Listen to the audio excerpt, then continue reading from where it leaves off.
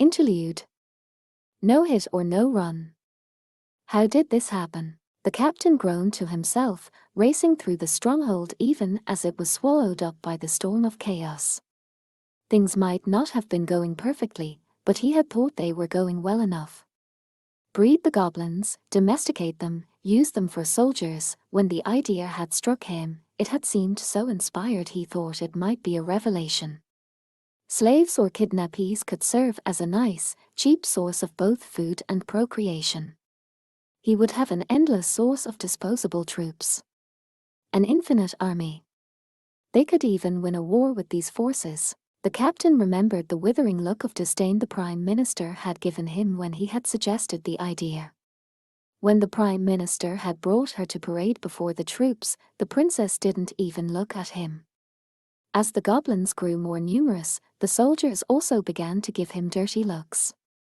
It was humiliating.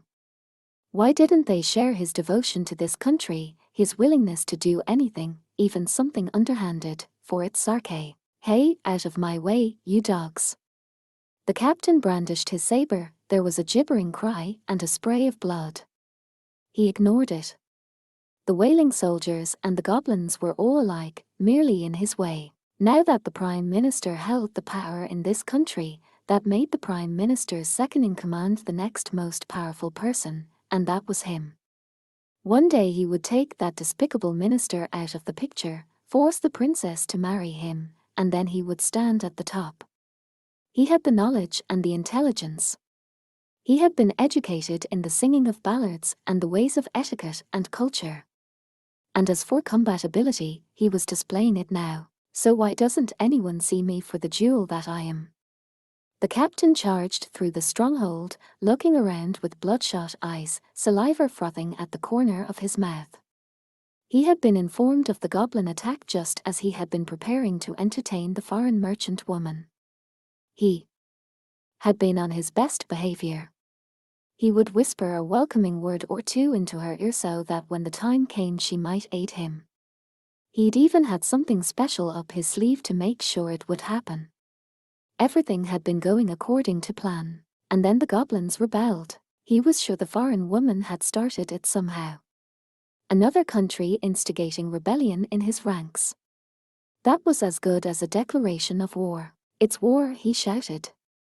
Do you blackguards understand that? We have a war on our hands. But though he shouted orders, no one listened to him. That only made him angrier. Can't even count on my own soldiers anymore. If he wanted this job done right, he would have to do it himself. He'd come this far. He knew he could trust only his own genius. They would subdue the goblins eventually. The monsters had caught them by surprise, but the soldiers were stronger than they were. The problem was what came after that. It would be war. There was no question in the captain's mind. He had to be prepared. He would have to use that something special. After all, it wouldn't be special if he never used it. He hadn't lost yet. He just needed to win. Achieve victory, and everything would be his. All the country's treasures, all the power, the women. Even that birdfolk dancer he'd heard so much about, the one who was supposed to be the most sublimely talented in all the world, even she would come to serve him. The captain kicked open the door to the living quarters and flew inside. Where is it? My map, I need my map. He turned desk drawers inside out, pulled everything off the shelves. He didn't even care when a wine jar crashed to the ground and shattered open on the thick carpet he took so much pride in. A truly great man would not be distracted by such trivial things. No, never. The captain was sure. Yo, Excellency. You have a minute. I've got a message for you. The voice came from behind him, interrupting his desperate search. The captain already had one hand on the sword at his hip as he turned around. What the hell is it? And who the hell are you? Don't waste my time with worthless reports. Help me find. His widened eyes were filled with the sight of a flying pellet of steel. Die, you rat. There was a thwack, and the force of the bullet penetrating his eyeball spun the guard captain around. Then he finally ended up flat on his back. The spy replaced the smoking cylinder across his back, letting out a sigh as he grabbed the captain's helmet. See? I told you these things were made for killing enemies from close range in a single shot. Armor or no armor. You aimed at his head. I would be surprised if it didn't turn out this way. Beside him, a red-haired girl gave a sour smile and tried to get the helmet to sit comfortably. She was a changeling, but her ears were longer than those of an ordinary human. Maybe the helmet didn't fit quite right. She finally gave up, pulling off the helmet and rubbing her ears. More important business, she said by way of keeping the spy focused. We aren't doing things the usual way today. We have to hurry. Could be some trouble getting out of here, eh? Gee, sorry, piped up a third person. It was a guard with a delicate build. The young woman who served the god of knowledge. She was smiling. Didn't mean to horn in on your racket. It's fine, and you know it. The red-haired elf frowned and looked away. The cleric of the god of knowledge chuckled. I'll pretend the helmet did that. I said, it's fine, the red-haired elf said with a snort. Just do your job. Sure, and you keep your eyes open for any problems. The red-haired elf was her comrade, a fellow woman, and a friend, and the cleric had no special desire to upset her. She jumped over the captain's corpse. As she went, she spotted something that seemed to have been torn from around the man's neck, a sigil of a single eye. The cleric frowned. Truthfully, she had some misgivings about this herself. She would normally just leave everything to the two front rowers. Everyone's got their part to play, right? Nothing special about that. She very rarely came out to the scene of the action like this. She had to get in a little banter or she wouldn't be able to stand it. Sorry, the spy said, his crossbow always at the ready. Afraid we can't read the writing around here. You both need to study more, the cleric replied, reaching down for the papers at her feet. There were quite a few of them, many of the pages all but bursting with writing. It would take some time to find what she was looking for. Which means you're up, God. Watchman of the candle, out of this google of beams of light, show me that illumination I seek. The cleric grasped the holy symbol hanging underneath her guard's tunic, invoking the search miracle. In an instant, her mind was full of the contents of all the texts in front of her, until she felt light settle on one place in particular. Here it is. She knelt down on a carpet saturated with wine and brains, and grabbed a few pages that had fallen in an inconspicuous corner. They had something to do with some kind of national secret, information about the castle in the capital. It looked like a floor plan, a very recent one. Escape routes and everything. Unless this was all just the Prime Minister's plotting. Personally, I'd love to read everything here, the cleric of the god of knowledge thought, almost quivering with a cat-like curiosity. But it was all need to know, so to speak. If she didn't need it for the run, best not to know it. The cleric gathered up her haul, tucking the pages into a cylinder and sealing it shut. Chapter 6. Never ever cut a deal with a dragon. Dragon. What can be said about the creatures that bear that name that hasn't already been said? The earth-shaking, sky-shattering roar. The shining red scales. The hot breath reeking with sulphurous miasma. The impossibly sharp claws, fangs, and tail. Creatures with enough treasure to fund an entire nation, intelligence that outstrips the greatest sages, and eternal life. And one of them, among the most powerful life forms in the four-cornered world, was standing before the adventurers now. Grip. Gorgurb. And on its back rode a gloating, cackling goblin. This is like some bad joke, Goblin Slayer said, almost in spite of himself, and who could blame him? Then the aggrieved red dragon struck out with its long, coiled neck, catching the pillars around the party in the blow. The adventurers had jumped backward almost before the dragon moved, so they were unharmed, but rubble and gold coins flew around like projectiles. Gugb. Seeing the adventurers raise their shields or crouch down to avoid the flying debris, the goblin rider gibbered irritably.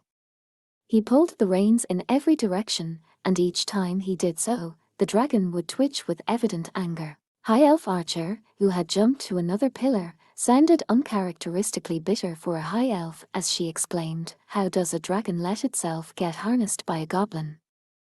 "Oh, I think that goblin only believes he is in control," Lizard Priest said, far more at ease, perhaps even excited, than the situation would seem to warrant as he slapped the ground with his tail. "The dragon, in my estimation, is paying him no mind. You think communicate could get us out of this, Scaly? Har har har, this poor beast has just woken up and has no interest in conversing with anyone. My humble prayer would hardly make a difference. But we can't fight a dragon." The words escaped Priestess without her really meaning them to. Regardless, they weren't an expression of defeatism, merely a recognition of the reality of the situation. Dragon Slayer, Dragon Buster, Dragon Veiler. These were names given only to the greatest heroes of legend. Many adventurers had challenged these monsters, and only a handful had emerged victorious. It was a strenuous test. The party had just finished an entire adventure in this desert land. In their exhausted state, it would be suicide to challenge this beast. Adventures always entailed some measure of danger, but there was no call to foolishness or recklessness. "Half-hearted attacks aren't going to get us anywhere," Goblin Slayer said, quickly appraising the situation in the hopes of seizing the initiative. "I believe a quick strike is our only option, but what do you think?" "I very much agree," Lizard Priest replied immediately. "Battle has been rather constant for us. We are much spent. And we haven't got many resources left, magically, I mean. I think we do this in the first shot, or not at all, though I don't like it." Dwarf Shaman was frowning. He had a catalyst from his bag in his hand and was summoning the last of his strength. "Stone Blast won't even scratch it." "In that case, lightning." Priestess said the word without speaking it. Female Merchant's face became a mask of anxiety and terror and determination, but she nodded. I'll give it my best shot." They didn't have long for this little strategy session with the enemy right in front of them, and now the adventurers went decisively into action. "Why-yara!" Female Merchant cried. To repeat, adventuring is always dangerous, but simple foolishness or recklessness is no adventure. Yet, when Female Merchant summoned all her courage and launched herself forward, none could deny her valor. How many would have had the nerve to do as she did when confronted with the dragon? "I'll cover you!" High Elf Archer shouted and went hopping through the ruins, firing a series of arrows to draw the enemy's attention. Needless to say, although containment may have been her only goal, her aim was unerring. She hit the dragon in the eye and landed a shot on the goblin rider. But the armor class of those scales was too high. At the same time, Female Merchant interlaced her fingers, focusing on an image of lightning. She bit her lip, concentrating as hard as she could on her spell, staring down the dragon even though she was pale with fear. Or was she staring at the goblin on the dragon's back? Tonitrus, Orions, Eictor. Rise and fall, thunder. She formed the sigil of the spell and thrust her hands forward, and a white bolt of electricity came howling forth. There was an instant between when the crackling snake left her fingers and when it reached the dragon, and Goblin Slayer didn't miss it. Rara! He spun the sword in his hand into a reverse grip, then took 1 step, 2 steps, 3, and flung it as hard as he could. All but invisible against the great white flash, the weapon hurtled through the air toward the goblin. But then the lightning ricocheted away. Perhaps the magical power in the dragon's scales, or in its eyes, was simply too much. The creature gave a lazy flap of its wings, as if swatting away a fly, and Goblin Slayer's sword was smacked down and broken. "What?" "Eek!" And then the red dragon roared. The rumble of it wiped out the crack of thunder from a moment earlier, shaking the air around them.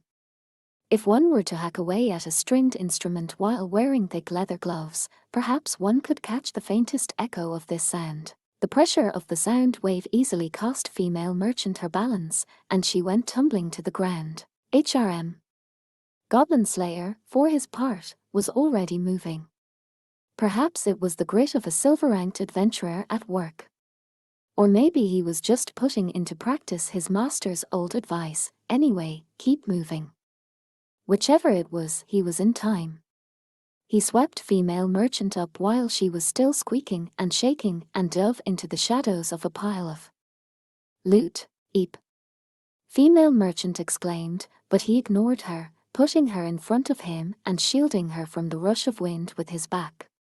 There was a whirlwind as the dragon took in a breath so deep it seemed it might use all the air around, its throat and chest expanding dramatically. Even priestess could tell what this meant. She clutched her sanding staff, almost stumbling forward as she brought the words of her prayer to mind.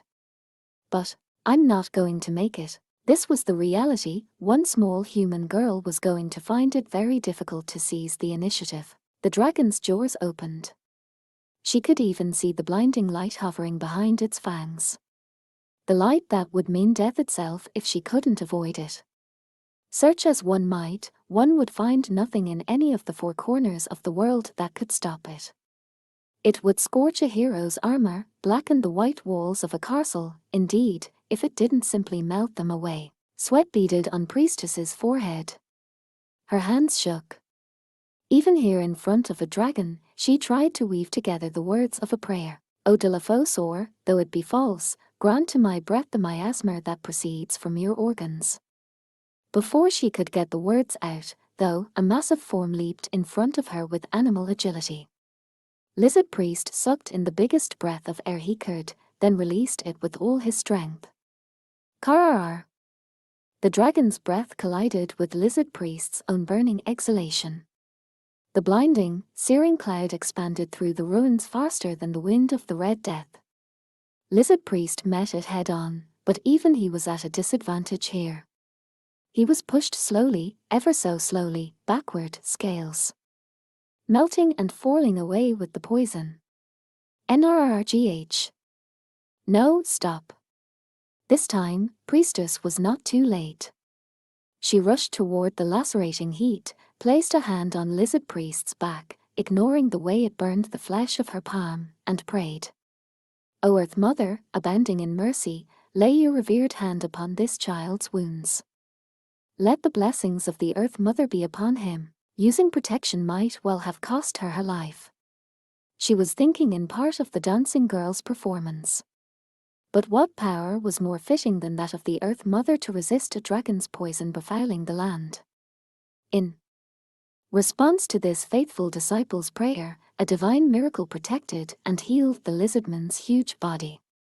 The skin that looked like it had been about to melt off the bone regained its power immediately, and Lizard Priest steadied himself on the ground. Har har. Compared with the fusion blast of my forebears, this is nothing.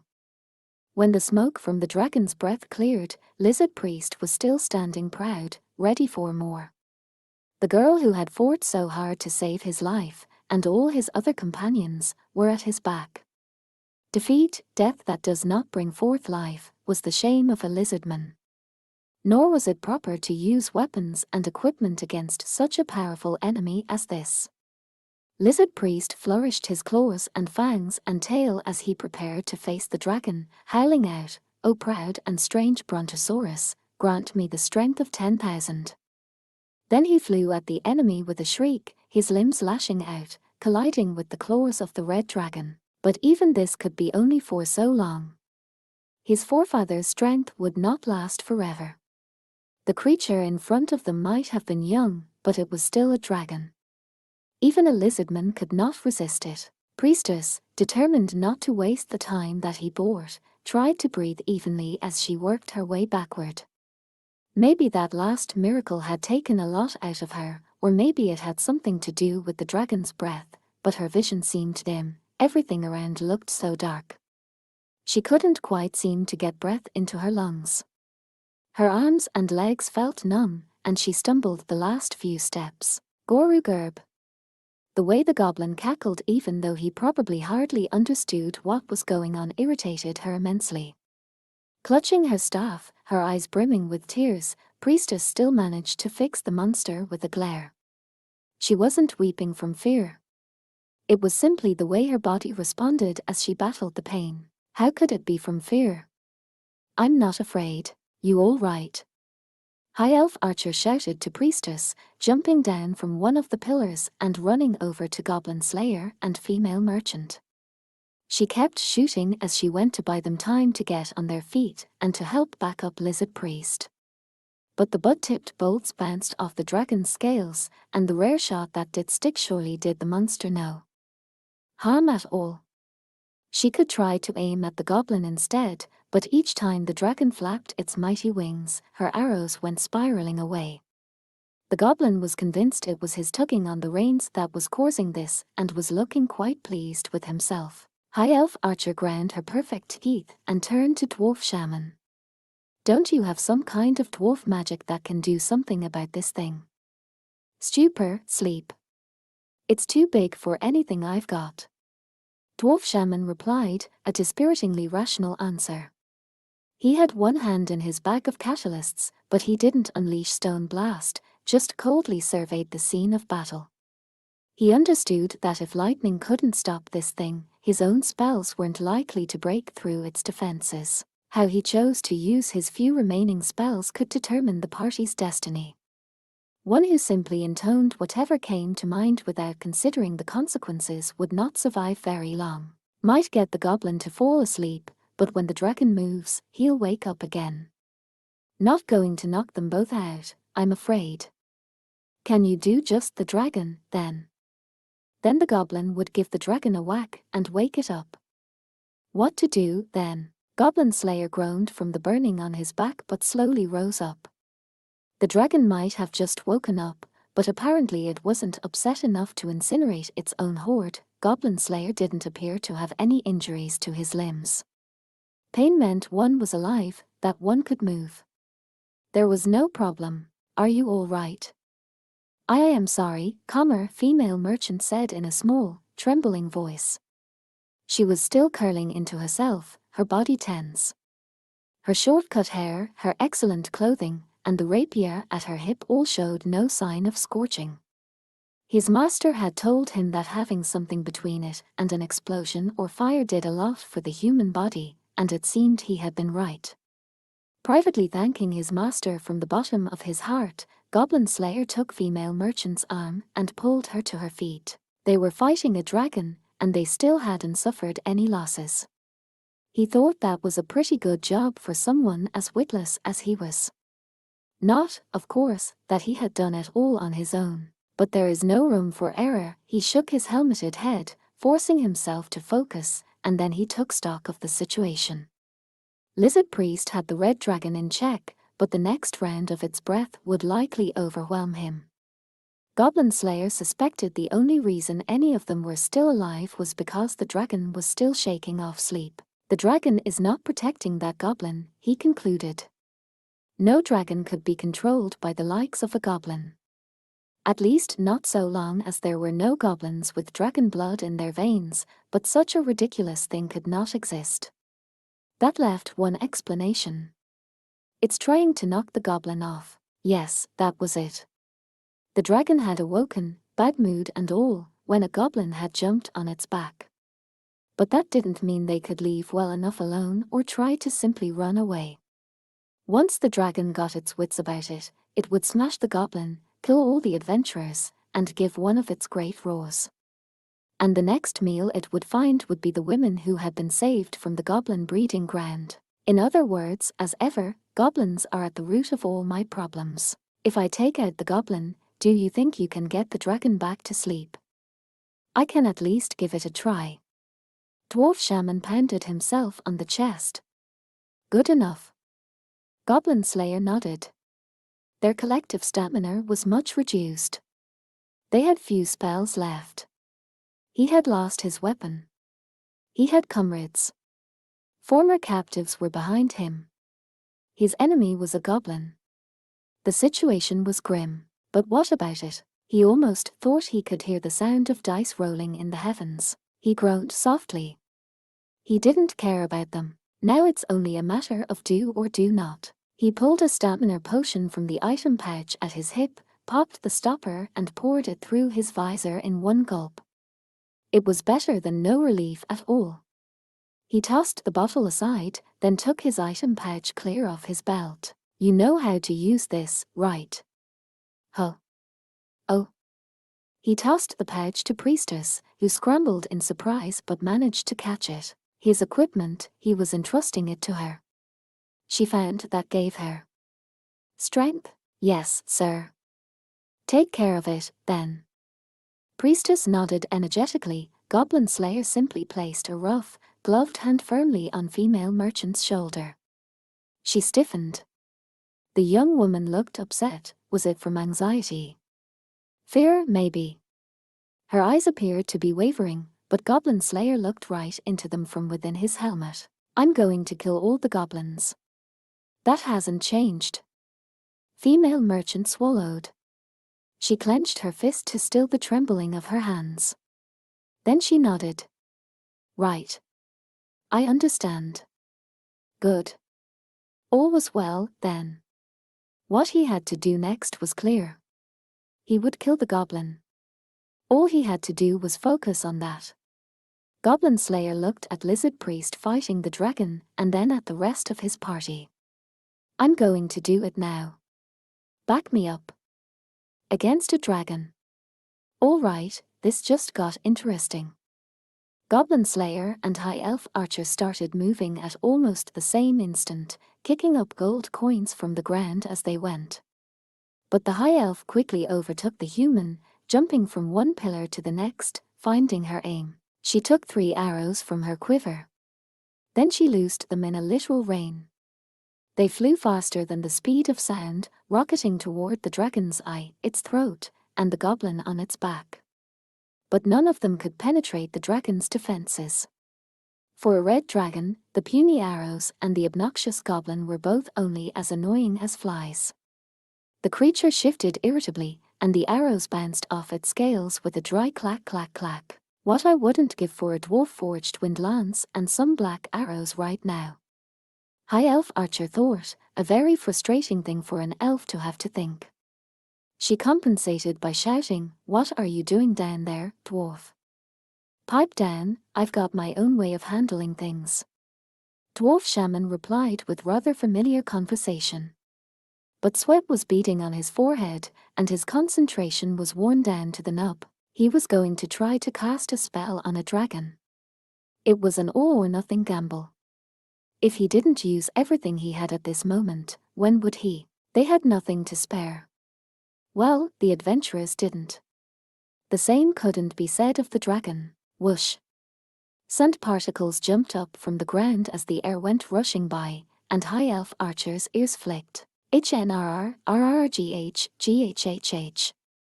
The partial dragon miracle was still in effect, but blood was pouring from Lizard Priest's body. Even so, he laughed aloud as if he was truly enjoying this. The crazy thing, he faced down his adversary, but it couldn't last long. The red dragon opened its jaws wide, sucking air into its lungs once again. Dragon breath. If they got hit with another one of those monstrous exhalations, neither Lizard Priest nor any of them would walk away. The flesh would rot off their bones in the heat and poison, and they would die where they stood.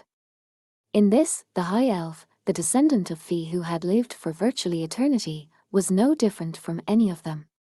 She felt the fear of encroaching death just as they did.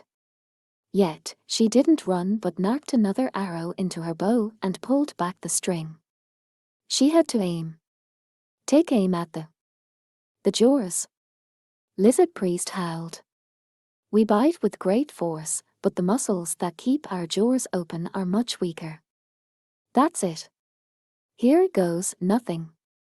High Elf Archer looked up at the heavens, then loosed the arrow with all the strength she had. The instant the arrow was away, she started running, rushing through the wind, toward the blinding light in the dragon's jaws. She was heading just underneath it. Even as she slid and twisted, the next arrow was already in her hand. "Take this," she shouted, firing the bolt straight upward.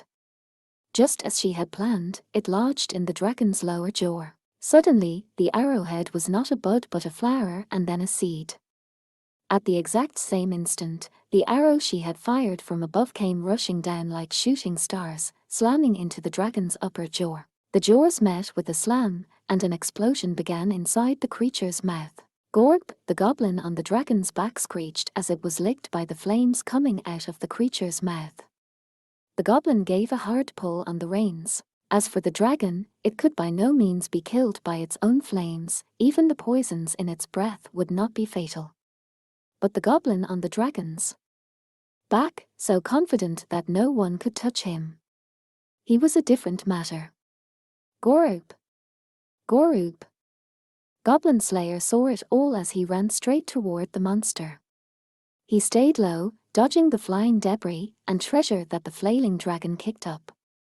He suddenly found himself remembering the story of a legendary king that his sister had once told him. His helmet was suffocating, his shield too heavy, wasn't that it? That king had challenged, not a dragon, but a transformed god. Goblin Slayer wished he had even won 10,000 of that courage. He grasped his shield and, without hesitation, threw it aside. What he needed was speed and mobility. He would not take off his helmet, though.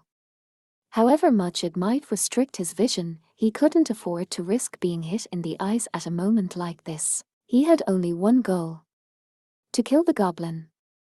And how could he do that? In his proverbial pocket, he had everything he needed. Goblin Slayer grabbed a sword out of the pile of loot, an enchanted blade whose name he didn't know. Answering the warrior who had taken it up after all its many years of sleep, the blade glowed a golden color. Now, the girls sprang into action. They had been watching the battle, biding their time, and if they didn't move with utmost speed, they certainly acted with precision. Female merchant leaped forward in front of the dragon, whipping her hands into a sigil. Long, long ago, great braves had used this spell to defeat evil sorcerers and send demons back to the hell from whence they came. It had to work on a dragon, she told herself, focusing on her enemy through a haze of fear and vision blurred by tears. Together now, she called out as priestess arrived beside her. The bag was in her hands. The gear she had received from the master she respected so much. She knew what she had to get out of it. The same thing that had once saved their own lives. Right. Priestess nodded firmly to her. Then they counted, 1, 2, to Nitrous. Orions. Eictor. Yar. As purple electricity shot from female merchant's hands, Priestess flung the bottle. The lightning went everywhere. The bottle crashed against the dragon's face and shattered open to release a dark, viscous liquid. The dragon roared. No sooner had it landed than it ignited into flame. The stuff went by many names: Medes oil, petroleum, Iranistan's fire. In short, burning water. Even a great red dragon couldn't abide getting fire in its eyes and being struck directly by lightning. With a roar like the crazed strumming of a stringed instrument, it flailed its massive neck. It was, of course, paying no attention to whatever might be on its back. Goblin Slayer didn't miss his chance. Rare. He had practiced this. His footing was sure. His aim was true. He could feel the weight of the sword in his hand. Now all he had to do was throw. The adventurer called Goblin Slayer took the nameless, enchanted blade and flung it as hard as he could. We cannot know who forged this weapon, but they would surely have been pleased to hear of its fate. After wasting away in a dragon's treasure hoard for so long, it would finally know battle again, casting aside any lingering dissatisfaction with its existence. Whether it be wielded against a red dragon or a mere goblin, to faithfully serve its master is a weapon's pride. There was a golden flash like daybreak, as if the sun were rising here and now. The enchanted blade became a single ray of light, piercing the goblin's neck like a hungering fang, tearing through his throat. Even at the very last instant, The goblin rider did not realize he was dead. His decapitated head still jabbered as it tumbled down off the blade, which had lodged itself in one of the stone pillars. An awfully grand death for a goblin, Goblin Slayer spat as the rest of the rider's corpse slid off the dragon's back. What happened next was out of Goblin Slayer's hands. But he had faith. Sunman, rasp of breath, kinta th, endless sleep of death. A song we offer, so take your sand and on our dreams now place your hand. He was confident that the most capable spellcaster he knew would not slip up at a moment like this. When Dwarf Shaman tore up a piece of paper and scattered it about, the sand around them began to swirl up once more. It formed a gigantic corkscrew, and amazingly, immediately swallowed up the red dragon. The creature's massive body listed to one side. Claws had not scratched it, arrows had not pierced it, lightning had not hurt it, fire had hardly burned it. But now, it wobbled like a great tree in a storm, and then fell over, almost as if it were being sucked back down into the hole from which it had emerged. There was a crash from deep underground, a literal earthquake, as if to prove it was gone. The red dragon was defeated. The adventurers had been pushed to the limits of their endurance and had put the creature to its slumber at last. They stood all but doubled over, their breath coming hard. They were still trying to take in the situation. They couldn't see the dragon anymore, and they heard the gentle rumble of its snoring, but somehow it still didn't quite seem real. Even as they acknowledged the fact of their achievement, they still felt no triumph or joy. All of them were smeared with soot and dark smoke. The stench of sulfur and miasma clung to them, and their heads hurt. Their skin was preternaturally dry from exposure to the great heat, and their eyes and throats burned. Some of them wanted nothing more than to jump into a river right about now. Others would have given anything for a drink of wine. As for Goblin Slayer, he just wanted to go home. Go home and eat some stew and sleep. Or perhaps he was dreaming now. He could hardly believe such a thing had actually happened to him. It was like the silly imagining of some child. Then it came to him. He had felt lost before this battle, a feeling that vanished entirely during the fight. He picked up a single red scale that had been torn off during the battle, but when he moved to put it by his hip, he was reminded that he didn't have his pouch. Here you go. Priestess jogged up to him and handed him the pouch with an exhausted smile. Thank you, Goblin Slayer said and took it, then tucked the scale carefully inside. What are you going to do with that? A gift, he said. He had no interest in taking any of the dragon's treasure. It was said that if you took even a single gold coin from a dragon's hoard, it would chase you to the grave to get it back. There was even a story of a land where the vassals of a certain councillor had stolen a cup and been burned up by a dragon, which the aged king had then destroyed all by himself. What was more, though, Goblin Slayer had no desire to obtain treasure. He was already satisfied. He knew from experience that giving her money only seemed to make her angry. She had one particular request, but as for anything more, I couldn't decide what to do. That was all it took. Those words cut the tension among the party, and suddenly everyone relaxed.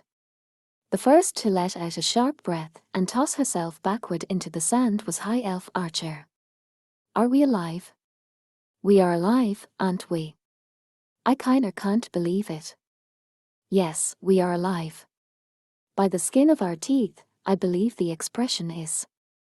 Lizard Priest sounded downright easygoing, and the nod he gave was truly satisfied.